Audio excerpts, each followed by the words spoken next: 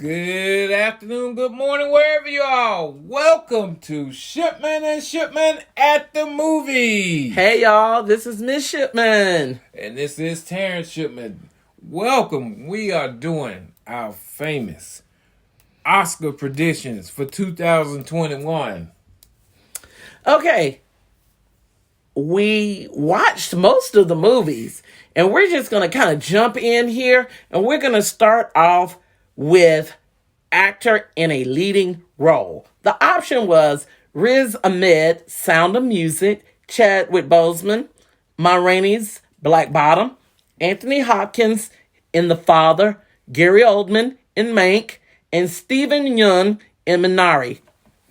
We watched all of these. Yes, we did. And I'm going to say my absolute two stick in my mind and my heart, tickled me to death, was Minari, Stephen Yeun, and touched my spirit and as a teacher, touched my soul, Sounds of Metal, Riz Ahmed. My choice, and let me say this, Dr. Shipman and I, even though we are in the same house, have not shared our choices. No, we haven't shared our choices. So this is going to be the first time we're thinking alike. So you tell me who your leading actor choice is. My leading actor's choice is Stephen Yeun. Hey, that was my second. Mine is Riz Ahmed. Oh my God, Sound of Metal. It touched me to love something. He loved his music. To lose it and then find a way to regain it really touched me. I cannot imagine the amount of study he had to do to understand hearing loss. It wasn't just deafness, but it was hearing loss. To gradually lose your hearing. He made adaptations at every level until his hearing was gone. And so it was beautiful to me. It was a good movie. It was a sad movie. It was. But it was a good movie. And I think it's going to come down to those two. I just like Stephen Yeun because that was a good movie. It was just a good movie. He was you felt as though, I know most people going to be like, hey, ain't that the same guy from Walking Dead? Yes. But you know what? You didn't even notice it while you were looking at the movie. I just saw a completely different guy. And he was just so into his role. It's like, excellent job, man. You came out. That's the way to come with it. Excellent performance. I felt like he took the American story. The story, regardless of race, regardless of whether you were born in America or born somewhere and migrated here or immigrated here. I think he took the American story of a man marrying the woman he loved and just saying, baby, let's go for broke. Let's go and try to get it all for ourselves and our kids. And I thought it was a really good story. But my choice was Sound of Metal, Riz Ahmed. And mine is Stephen Yeun. So we'll see. We'll see. So for that same actor role, supporting role, we had Sacha Baron Cohen, The Trial of the Chicago 7, Daniel Kalani, Judas and the Black Messiah, Leslie Odom Jr., One Night in Miami, and Paul Raci, The Sound of Music, Lakeith Stanfield, Judas and the Black Messiah. I really enjoyed all of those movies. I really did. They were really good. As far as... I enjoyed all of them. I didn't too much enjoy, well, we'll get to later, The Trial of the Chicago 7. But I had some issues with it. It was probably my least favorable, but I enjoyed all of them. But when we look at supporting roles, we look at the person who, if it hadn't been for them, the leading role couldn't have shined. Right. And for me, in that situation, I'm going to go with Daniel Kalania. I apologize if I mispronounce your name. Judas and the Black Messiah. I didn't choose him, surprisingly. I chose Leslie Odom Jr. That was my honorable mentions. Yeah, because I really felt, I was like, man, that's Sam Cooke. That's all I kept saying. It wasn't really a lead role in the movie, but his performance of all the actors stuck out the most.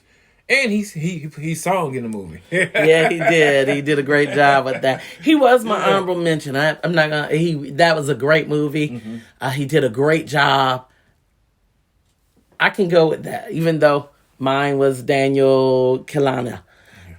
Judas and the Black Messiah. So those are our two picks for. Those are 2 picks. All right, we'll see where it comes down to it. Mm-hmm. All right, leading actress in leading role. We have Viola Davis in Monrady's Black Bottoms, Audra Day, The United States versus Billie Holiday, Vanessa Kirby, Pieces of Woman, Frances McDermott, Nomadland, Carey Mulligan, promising young woman. Okay, so my choice. No, you go first this time. I'm going first every time. Yeah, my choice is Audrey Day.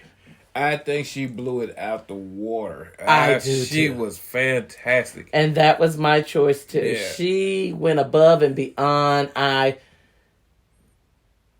felt like I knew a lot about Billie Holiday in the beginning, but after that, she really opened my eyes to some things I didn't know.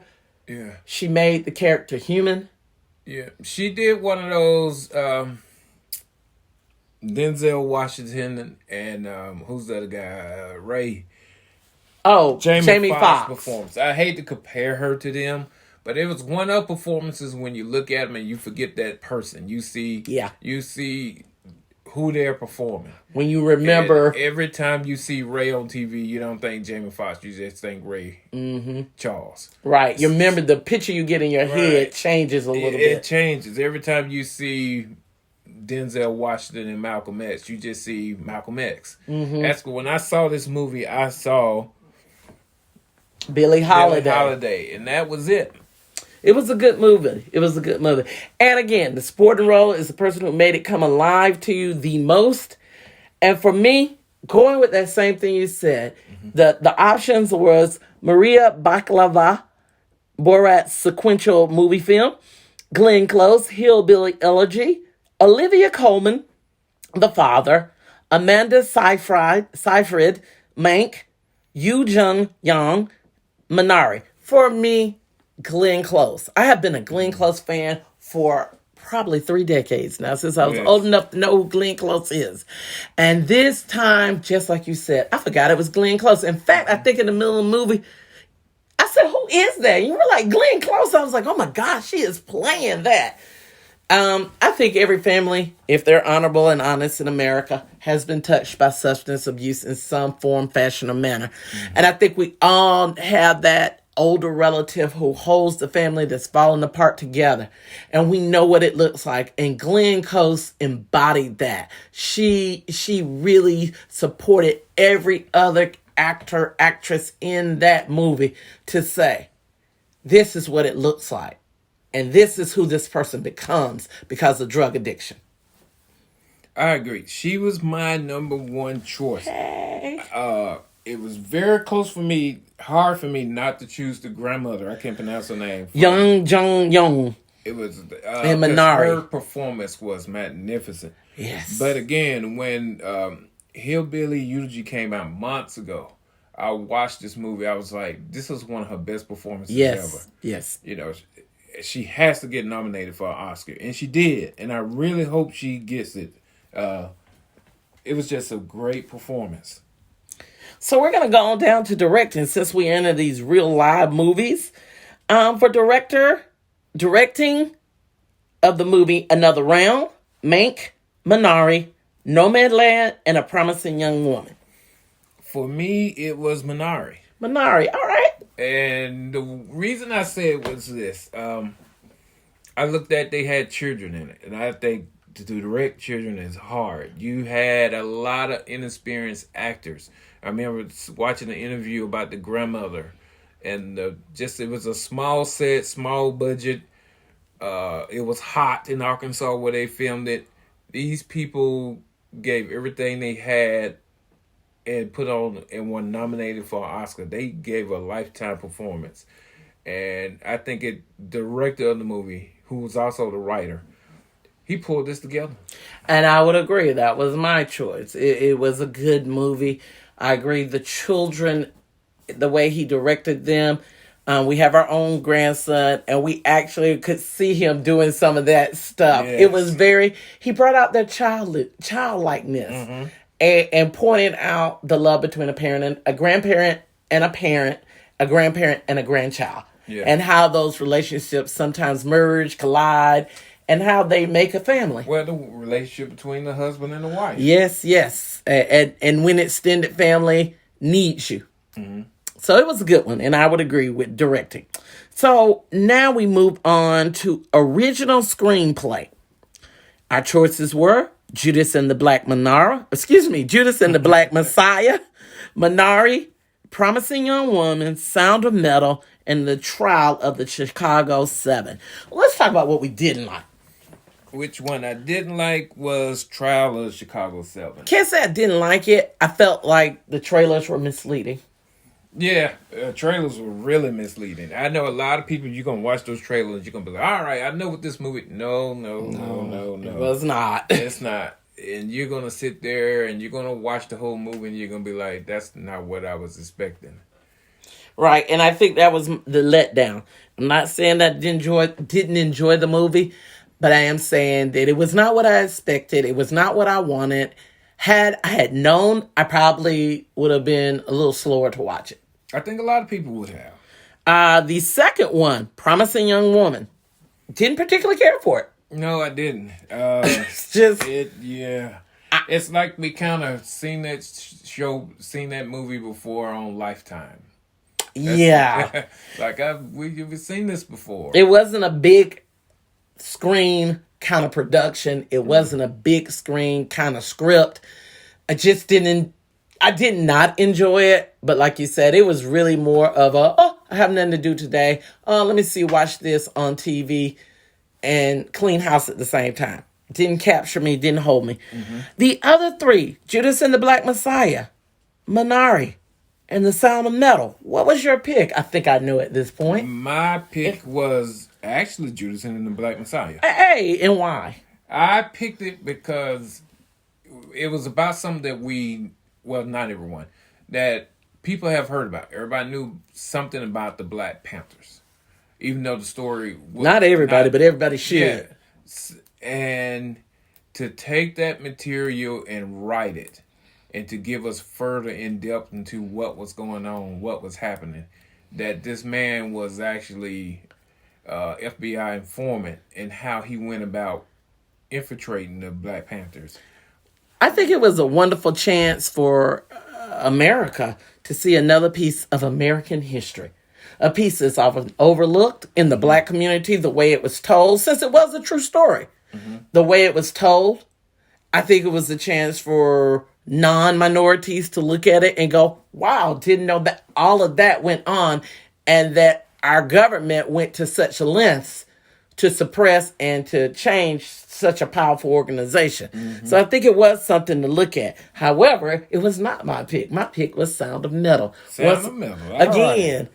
I always like a movie that shows me something, shows the world something that we didn't know. The deaf community I've dealt with it a little bit in my teaching experience, and I know that it is a community that is often hidden or unnoticed in our world. I mean, even in the state of Georgia, I know we have at least 2 very large, very prominent deaf communities within an hour of us right here. We have several schools for the deaf in our area, and their community tends to be very ignored, very private. And I enjoyed seeing it and seeing the element that says, hey, this is just people trying to live their best life. They just happen to be unable to hear. And when I look at this category, because we was discussing it earlier, one of the things I said, if you just read the story, could you see it? Yeah. Without seeing the movie, would you like the story? I think I would. And I think I would have liked to just read Judas and the Black Messiah. And I think I would just like to read Sound of Metal. I think it with a strong writing hand, it would have been a book you put down and just sighed at the end, and you knew something more than you did when you started. I think with both of them, you would feel that way. Yes, I think so. So, our 2 choices?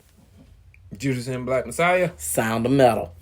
All right, so the last one with live pictures that we're going to discuss is Best Picture. Wait. Let's say that for last. Let's go to the kids. We ain't seen about the kids yet. Okay. Best Animated Film Feature.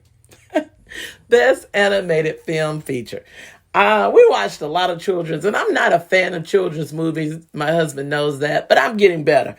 There was Onward, there was Over the Moon, there was the Shaun the Sheep movie, and there was Soul and Wolf Walker. And my choice right off the bat is Soul. I watched it the first time, and I enjoyed it, and I said, okay, I got to watch it one more time. And I watched all the movies. And finally, when I watched the second time, I was like, oh, man, I get it. They did a fantastic job. It, to the extent of, I was like, I really enjoyed the second time even more. It pulled me in. I was like, I got that. I got this. And it's, to me, a best movie of any kind is the one that you're watching over and over again. You learn something every time. I would agree. And for me, it was a real tight race between Over the Moon, which kind of touched into me that desire, that whimsy in me, that there's something more out there than just a black void. And Soul, same thing. There's something more after death than a black void. So for me, it was Soul as well. But it was a very tight run. And to be honest, Wolf Walker, the same thing. Yeah, Wolf Walker was good. Wolf Walker touched the mother in me. Yeah. Oh my goodness. I was like, this story is just universal. So, but it was Soul. Soul was good. If you hadn't seen it, catch it. It is one of the things I will say, and I've told my husband this, I'm not a fan of children's movies, but the children's movies I like the best have two stories going on. The one that the kid sees and the one that the adult sees. And I will say this, Soul most definitely had two stories going on. It did. And the child in you saw one, the adult in you felt the other. So Soul it is. Did we do cinema photography? No, we haven't. All right, so cinema photography. And my husband, I looked at him and I said, give me a good definition of what cinema photography is. And he said to me, the whole body of the recording and the capturing of the movie. Am I correct? Correct. And once I looked at it from that point of view, the choices was Judas and the Black Messiah, Mank, News of the World, Nomadland, and the Trial of the Chicago 7. Once I looked at it, what I thought about was Nomadland really, man, to pull that together with real people who were living that lifestyle, actors, to not make it a sad story, to not make it confused with homelessness, to make it a story that was real about this very invisible community in our world that lives in these hooked up vans. It just was, that one got me. I was like, that one was it. They got the point across without making it cheesy, without making it hopeless. It was a good movie. It's almost like a documentary. Yes. But my choice was Mink.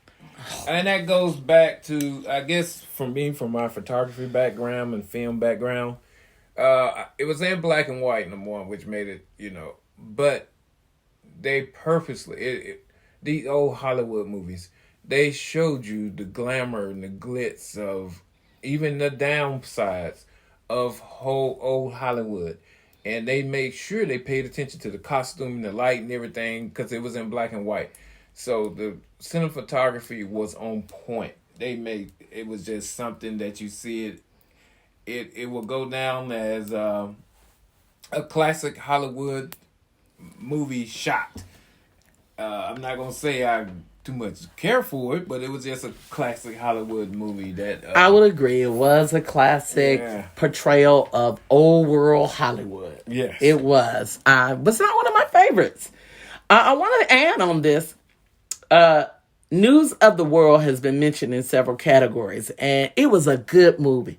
It really was. Tom Hanks, as always, gave us something to talk about. I think it was a little different for me. Again, it gave me a piece of history that I never considered. What happened to children when they were that far away from their family in a world that was new and upcoming? I never considered. I mean, we had Walter Cronkite before the internet. Right. I never lived in a world where I didn't know how to read. I mean, I've been reading so long, I don't remember not knowing how to read. And so it was really good. How did the world find out information before the information highway started, before news media started? It was good. It was a good idea. It was a good concept. I really wish it had been done before the break of COVID. I know it was one of those movies that was being filmed right when the outbreak occurred, right? Right. And you could kind of see it. It ended up being a little bit rushed. A little bit more development would have been nice. So, our last topic, sir. Yep, the big category. Best Picture. And our choices are The Father, Judas and the Black Messiah, Mank, Minari, Nomadland, Promising Young Woman, Sound of Metal, and The Trial of the Chicago 7. And what is your choice, sir? My choice for the best movie of this year is Minari. Did I say it, pronounce it right? I hope so. I think you did, Minari. It was also my choice. Okay. It was a good movie. A good movie. We didn't even expect it to be that good. No. We turned it on. We're kind of like, okay, let's just watch this because we got to get it out the way. It was my choice if I had to think of, again, it like you said earlier, it told the story of a family just trying to come and make it and trying to stay together as a unit. That was hard. And just seeing, it, like I said, it wasn't a big budget film. Small budget, small sets. It was just people went out and they had a good movie, a good script to start with, and just went and made a good movie. Something that is timeless. It no matter 10 years from now, you can watch the movie and be like, I got it. I watched it as a mother. I watched it as a wife. I watched it as a daughter. I watched it as an outsider watching this family. Yeah. A neighbor, I guess that's the word I'm looking for. And each time I was able to understand the story from that person's point of view. Yeah. From the wife's point of view, looking at her husband going, really? You got us in a trailer in the middle of nowhere. From the kid's point of view, really? We ain't got enough space in this house for ourselves, and you bringing this old woman in, and now you telling me she my grandma? I watched it from the neighbor's point of view. He could be doing so much better, but he gonna grow a farm. Okay. So it was good. I really enjoyed it. I recommend it to anybody. So, Doc, the Oscars are live on April 25th. Next Sunday. So we're going to watch, and hopefully we will encourage you to every night. Hopefully we have encouraged you to every night. Catch a movie. Stream something. Watch something. Make your own picks. And let's see who's right. And we will be back. It's a lot of good movies been coming out, and we want to talk about some of those. I know we haven't been on, but like I said before, our podcast has been jumping. Yes. We haven't been on, and it's going to go and continue to grow even more.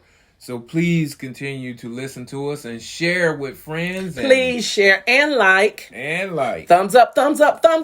Yep. And I want to also say, my wife has a book coming out. It's already out. It will be out officially soon, but it's out. Yes, please come and enjoy it. It's a children's book, and it's about a dog, and her name is Ruby. And Ruby is actually our dog, and she's quite the character. So the book's name is Ruby Smiles by Prudence Williams.